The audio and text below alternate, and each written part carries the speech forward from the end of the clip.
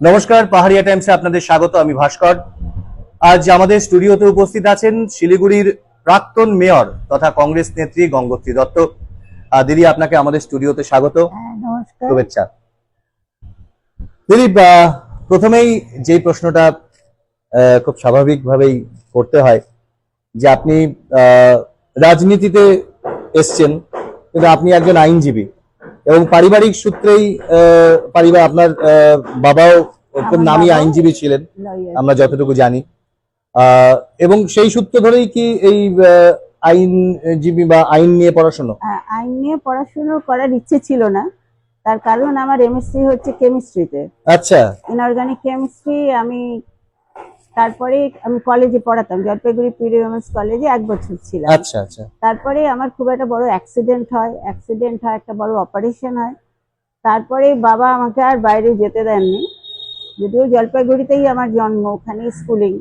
বাবা আর যেতে দেননি, বাড়িও আছে, বাবা যেতে দেননি বলে তখন বাবার সাথে প্রফেশনে আমি যোগ দিয়েছি। একেবারেই ইচ্ছে ছিল না, মানে আইন নিয়ে পড়াশোনা এবং একেবারে না, আদালতে নিয়মিত যাওয়া, একদম না। সেখান থেকে কংগ্রেসে আসা, মানে আপনি কি প্রথম থেকেই কংগ্রেসটা করেন? একদম, কেননা আমার মা 1942 সালের আন্দোলনে মা যোগ দিয়েছিলেন।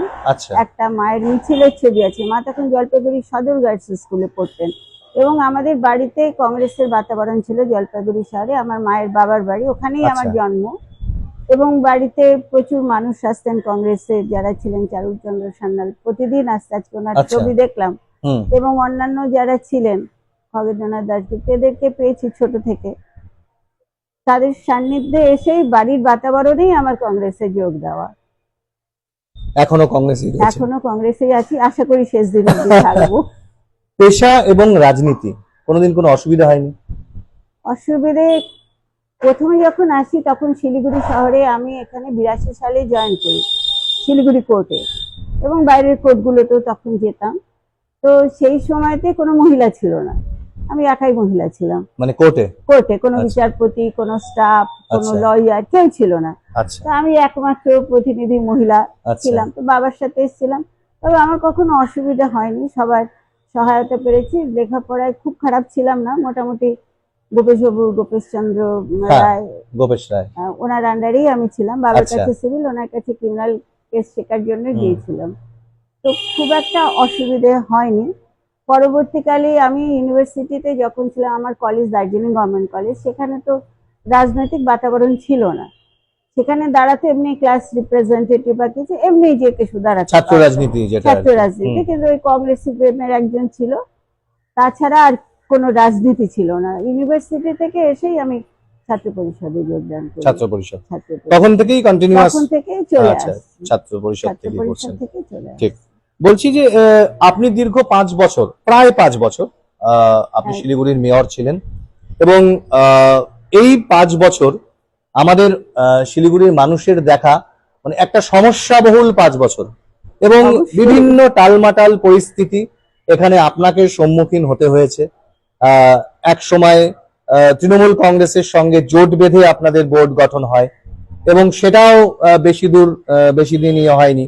সেই সময় প্রথম আমার মনে হয় যে ডেঙ্গুর প্রকোপ শিলিগুড়িতে দেখা দেয়, এবং সেই সময় আপনাকে, আমি তখন ডেঙ্গি রানী হয়েছিলাম। বিরোধীদের তৃণমূলের কাউন্সিলররা ওই বেটা মশার ছবি এঁকে পাখা লাগিয়ে আমার ছবির সাথে ডেঙ্গি রানী বলে আমাকে তারা সম্মান করেছিল। এই সমস্যা মুখর বা এই সমস্যাবহুল এই 5 বছর কাটিয়েছেন, কি অভিজ্ঞতা নিয়ে আপনি কর্পোরেশন ছাড়লেন?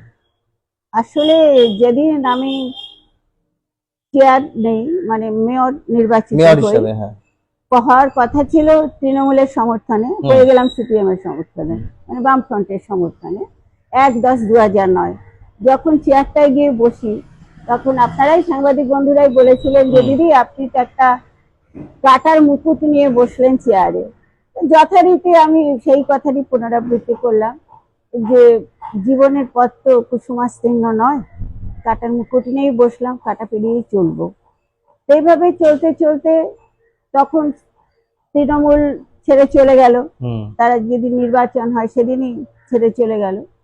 আমি এই প্রসঙ্গে বলি যে প্রথম দিনটার কথা আমার মনে আছে, যেদিন শপথ গ্রহণ হয়, প্রথম দিন, মানে যেহেতু কংগ্রেস এবং তৃণমূল কংগ্রেস জোট বেঁধে নির্বাচনে প্রতিদ্বন্দ্বিতা করে এবং আসন দ্বারা যে পরিমাণ পায়, তার পরবর্তীতে একটা গন্ডগোল বেঁধে যায় এবং প্রথমে ঠিক ছিল বাঘাযতীন পার্কে শপথ গ্রহণ অনুষ্ঠান হবে, কিন্তু সেটা যখন না হয় না, সেই সময় বাঘাযতীন পার্কে ভাঙচুর করে সমস্ত কিছু পরিস্থিতি একদম মানে ভয়ঙ্কর পরিস্থিতির সৃষ্টি হয়েছিল। তার মধ্যে আপনি মেয়রের শপথ নেন। আমি লাকি বোধহয় যে আমাকে কেউ তাড়া করেনি, আমাকে কেউ গালাগালি দেয়নি। এ ব্যাপারে আমাকে তো নিজেকে ভাগ্যবতী বলে মনে হয়। আমার দলের লোকরা হেনস্থা হয়েছে, সবাই হয়েছে, কিন্তু ব্যক্তিগতভাবে আমাকে কেউ তাড়া করেনি, আমি কাজটা করতে পেরেছিলাম। তখন তৃণমূল ছেড়ে দিল, তারপরে সিপিএম সমর্থন করলো, কেন জেতার কথা ছিল তৃণমূলের সাথে আমরা জোট বেঁধে জিতবো, আমাদের মেয়র থাকবে, তৃণমূলের চেয়ারম্যান থাকবে। যাই হোক, সব কথা আর এখন বলবো না, অনেক কিছু ঘটেছে মাঝে, যে হয়তো আশা ছিল অন্যরকম, সেই আশা ভঙ্গ হওয়াতে তৃণমূল যখন নির্বাচন হয় তখন বেরিয়ে যায় এবং চেয়ারম্যানও আমাদের হয়ে যায়, সবিতা আগরওয়াল, তখন কেউই সই করতে চায়নি, সবিতা দেবী সই করেছিল, কাজে ও হঠাৎ করে চেয়ারম্যান হয়ে যায়।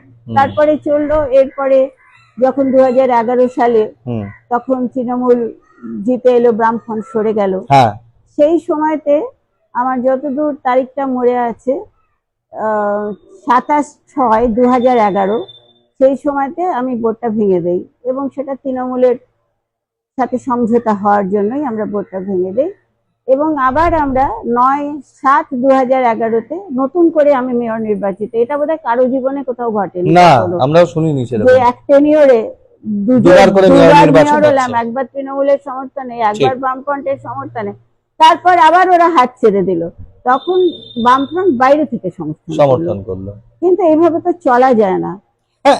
একটা বিষয় যে আপনাকে ওই জন্য বিফোর টাইমে মানে মেয়াদ শেষ হওয়ার আগেই ছাড়তে হয়েছে বোর্ড, সেটা এক নম্বর হচ্ছে অর্থনৈতিক ভাবে সাহায্য আমি পাইনি, বামফ্রন্টের সময় অল্প কিছু পেয়েছি, কিন্তু তারপর যখন তৃণমূল সরকার আসে একেবারেই অর্থের অভাব হয়ে যায়। যাই হোক, অর্থের অভাবটা তবুও আমরা সামলে নিতে চেষ্টা করেছি, নানা রকম প্ল্যান প্রোগ্রাম করে, হ্যাঁ, সব দলের কাউন্সিলরদের সহায়তাই নিয়েছি, একটা চেষ্টা করেছি, কিন্তু শেষ অবধি দেখলাম যে আমার এত সংখ্যালঘু হয়ে গেলাম, আমার দলেরও কিছু চাইছে, তারাও মেয়র হতে চাইছে, চেয়ারম্যান নিয়ে গোলমাল শুরু হলো, হাইকোর্টে মামলা হলো, শেষ দিনে যিনি চেয়ারম্যান হতে চাইলেন তিনি সারেন্ডার করলেন, কেন জানতেন উনি জিতবেন না, দল ছেড়েও বললেন দলে আছেন। এই পরিস্থিতিতে যখন ছেড়ে দিলেন, তখন একদিন আমি প্রণব মুখার্জি, তখন উনি মাননীয় অর্থমন্ত্রী ছিলেন, উনি খুব স্নেহ করতেন, তখন আমি ওনাকে ফোন করে বললাম যে আমি আর পারছি না, আজকে এই দল কাগজ ছেড়ে ফেলছে, কালকে ওই দল কাগজ ছেড়ে ফেলছে, মিটিং করতে দিচ্ছেন, আমার মোটে 16 জন, আমরা কি করে আমি প্ল্যান পাস করব, মানে বোর্ড মিটিং এ আমি কি করব। তবুও শেষ অবধি করেছি, যতদিন ছিলাম বোর্ডে পাস হয়েছে, যা হয়েছে যেভাবে হয়েছে হয়ে গেছে, কিন্তু তারপরে দেখলাম যে এইভাবে করলে শহরের মানুষই বিপদে পড়বে, এইভাবে আমার থাকা উচিত না। এই রাজনৈতিক পরিবেশে আমি ওনাকে ফোন করে বললাম যে আমি আর পারছি না, আপনি আমাকে ছেড়ে দিন। তখন উনি বললেন যে তুমি অধীরকে বলো, তারপরে আমি তখন অধীর চৌধুরী প্রদেশ কংগ্রেসের সভাপতি, অধীর চৌধুরী, তাকে বললাম, তা উনি বললেন ঠিক আছে, আপনি না পেলে তাহলে প্রণবদা যখন বলেছে ছেড়ে দিন, তখন আমি বোর্ডটা ভেঙে দিয়ে বেরিয়ে আসি। আপনি এমন একটা সময় মেয়র হয়েছেন যেই সময় কিন্তু রাজ্যে একবার ছিল ক্ষমতায় সিপিএম বামেরা এবং পরবর্তী সময় 2009 থেকে 2011 পর্যন্ত বামেরা ক্ষমতায় ছিলেন এবং 2011 থেকে বাকি সময় তৃণমূল কংগ্রেস ক্ষমতায়, মানে আপনি দুটো গভর্নমেন্টকেই ফেস করেছেন। কোন গভর্নমেন্টের কাছ থেকে সহযোগিতাটা পেয়েছেন বলে মনে হয়? আসলে এত কম সময়ে কার কাছে গিয়ে কি পেলাম, খুব বেশি সহযোগিতা আমি কারো কাছেই পাই, বামেদের থেকেও পাননি, তৃণমূল থেকেও তেমন পাইনি, কেননা ওদেরও অনেক দেনা ছিল, কোটি কোটি টাকা দেনা ছিল, 13 কোটি টাকা আমার যতদূর মনে আছে, সেই সময় 13 কোটি টাকা অনেক ছিল। যাই হোক, কেউ সেই সময়তে সেরকম সমর্থন পায়নি এবং আমাকে কেন্দ্রীয় সরকারের থেকেও যে খুব বেশি সমর্থন পেয়েছি তা না, তবে এখানে যখন বিরাট ভূমিকম্প হলো, ডক্টর মনমোহন সিং এসেছিলেন, ওনার সাথে আমি এয়ারপোর্টে দেখা করি, উনি সিকিমের জন্য প্যাকেজ নিয়ে এসেছিলেন, তখন আমি ওনাকে বলি যে আমাদের এখানেও খুব অসুবিধে, শিলিগুড়িতেও মানুষ মারা গেছে, প্রচুর বাড়ি ভেঙে গেছে, আপনি যদি কিছু সহায়তা করেন। উনি 6.5 কোটি টাকার একটা অনুদান ওখানে বরাদ্দ সেটা আচ্ছা সেই সময় তো আমার মনে আছে তখন তৃণমূলের ছিল ওদের সকলের সাথে মিলে আমরা অত টাকা অত ভাঙা বাড়ি আমরা গরিব মানুষের মধ্যে বস্তির বাড়িতে যাদের ঘর রিপেয়ার করার দরকার সেই টাকাটা আমরা সমভাবে আমরা ডিস্ট্রিবিউট করতে পেরেছিলাম। এই 5 বছরের সময় বিরোধীদের থেকে কিভাবে সাহায্য পেয়েছেন? কোন সময় পেয়েছি যখন আপনাদের তো সংখ্যালঘু ভোট ছিল, যখন যে দল ছিল নিশ্চয় সাহায্য না পেলে আর এত দূর আসতাম কি করে। ওই ঝড় হয়েছে বৃষ্টি হয়েছে আবার ঝড় থেমেছে চালিয়ে নিয়ে গেছি। কিন্তু যদি সত্যিকারের সহযোগিতা পেতাম অর্থনৈতিক এবং অন্যান্য সুপরামর্শ সবাই মিলে করতে পারতাম তাহলে হয়তো 5 বছরও আরো কিছু কাজ করা যেত। যা পারিনি সেটা আমারই ব্যর্থতা, এর জন্য আমি কাউকে দোষারোপ করছি না। যেটা করতে পেরেছি অনেকেই হয়তো জানেন না, 34,000 হোল্ডিং যাদের 12 টাকা করে বছরে ট্যাক্স ছিল, আমরা 34,000 হোল্ডিং এর ট্যাক্সটাকে মকুব করে দিতে পেরেছি, দিয়ে এসেছি। যাদের কম ট্যাক্স, যাদের 12 টাকা তাই 12 টাকা করে যাদের ট্যাক্স, সেই বস্তি এলাকার যারা অধিবাসী তাদের জন্য আমরা ওই 34,000 হোল্ডিং এর ট্যাক্সটা মকুব করে দিয়েছিলাম। আর যেটা পেরেছি সেটা আপনারা সবাই জানেন নিশ্চয়ই, সুজয় ঘটক আমাদের কাউন্সিলর ছিলেন, যথেষ্ট সহায়তা করেছেন, সবাই করেছেন। প্লাস্টিক ক্যারি ব্যাগ বন্ধ করেছিলেন শহর থেকে, যারা স্বেচ্ছাসেবী এটা একটা বড় উদ্যোগ তারা করেছেন। এটা কিন্তু একেবারেই বন্ধ হয়ে গিয়েছিল এবং আমরা তার জন্য পুরস্কারও পেয়েছি, শিলিগুড়ি কর্পোরেশন পুরস্কার পেয়েছে। আমার এখন সেই ইয়েটা কিন্তু এখন আর নেই, পরবর্তীকালে বামেরা এসেছে, তার পরবর্তীতে এখন তৃণমূল এসেছে, এখন তো আরো রমরমা হয়েছে। এখনো বলি আমাকে দিও না, ব্যাগে দাও বা নিজের ব্যাগ দিয়ে যায়, বাজারে কম যায়, কেউ তো মানছে না। সেই সময় ফলওয়ালা যারা বিধান মার্কেটে একজনও প্লাস্টিক রাখতো না, তখন প্লাস্টিকটা মোটামুটি বন্ধ হয়েছিল এবং হানাও দেওয়া হয়েছে যারা প্লাস্টিক কোম্পানি গুলোতে। নিয়মিত অভিযানটা ছিল আর কি, এবং হয়তো ভয় পেত। এখন তো কোনোটাই সবই শুরু হচ্ছে, কিছু বিশেষ নেই। যেমন রাস্তাঘাট, এই যে হকার, আমি কোর্ট চত্বরের কথাই বলছি, শিলিগুড়ি হসপিটাল থেকে কোর্ট পর্যন্ত প্রায় দিনই দেখি দোকান উঠছে, পরের দিন আবার দোকান বসছে, আজকে দোকান উঠছে কালকে দোকান বসছে, সব জায়গাতেই এরকম চলছে। কেউ ভয়ও পাচ্ছে না, কেউ পাত্তাই দিচ্ছে না কর্পোরেশনকে। আপনার পরবর্তী সময়ে দুজন মেয়র হয়েছেন, একজন অশোক ভট্টাচার্য প্রবীণ সিপিএম নেতা, এবং বর্তমানে যিনি মেয়র রয়েছেন গৌতম দেব, আপনার থেকে বয়সে বোধহয় ছোটই, তো একসঙ্গে আপনারা রাজনীতিও করেছেন। হ্যাঁ, এই দুজনকে যদি আপনি এক ইয়ে করেন, কাকে কত নম্বর দেবেন 100-তে? অশোক ভট্টাচার্যকে কত দেবেন মেয়র হিসাবে? আমি একদম পরীক্ষক নই, শিক্ষকও নই, যে যা পাচ্ছেন করছেন, আমি আর এই বয়সে কোনো ডিসপিউটে আমি আর যাবো না, যে যতটুকু পেরেছেন করেছেন। ঠিকই। শহরের জল প্রকল্পর প্রথম পরিকল্পনাটা আপনার বোর্ডের সময় থেকেই শুরু হয়, সুব্রত মুখার্জি বামফ্রন্ট বোর্ড একটা করেছিল, তখন আমি সবাইকে নিয়ে বসে 76 কোটি টাকার একটা প্রকল্প, তখন সুব্রত মুখোপাধ্যায় মন্ত্রী ছিলেন, জনস্বাস্থ্য কারিগরি, তখন ওনাকে আমি বলেছিলাম, উনি আমাকে বললেন 76 কোটি কেন, তুমি 176 কোটি টাকার প্রকল্প দাও। তারপরে আমি বর্তমান মেয়র সুব্রত দা, আমরা সবাই মিলে গজলডোবায় গেলাম, তখন উনি বললেন, আপনারা ছিলেন সাথে, তখন উনি বললেন যে গ্রামে গ্রামে জল দিতে দিতে যাব, কোনো একটা জায়গা নয়, শুধু শিলিগুড়ি সেকেন্ড ক্যানেলের খুব দরকার। নানা রকম প্রকল্প ভাবা হয়েছিল, এই জঙ্গলের ভেতর দিয়ে, তার তলা দিয়ে, ওর উপর, যেগুলো না এটাই ঠিক হলো। এবং আমি বর্তমান মেয়র, আমরা সব জায়গায় ঘুরে টুরে এসে পৌঁছলাম, সেই 176 কোটি টাকা এলো না, তারপরে 376 কোটি টাকার প্রকল্প হলো, তারপরেও হলো, কিন্তু এখন পর্যন্ত শহরবাসী জল পেল না, কবে পাওয়া যাবে জানি না। যখন আপনি মেয়র ছিলেন এবং মাঝে মধ্যেই বিরোধীরা নানান ইস্যু নিয়ে, ডেঙ্গু থেকে শুরু করে, পানীয় জল থেকে শুরু করে বিভিন্ন ইস্যুতে আপনার সামনে আন্দোলন হয়েছে, আপনার চেম্বারে ঢুকে আন্দোলন হয়েছে, এক কাউন্সিলর, তৃণমূল কাউন্সিলর ঢুকেছে, যারা কালীগায়ে ঢুকেছে, গলায় কি সব ঝুলিয়ে চিড়ে গুড় আমাকে ছুঁড়ে ফেলে দিয়েছে, যদিও সেটা সরকারেরই ছিল, তৃণমূল সরকারের এসডিওর দেওয়া চিড়ে গুড়, আমার তো কিছু করার নেই।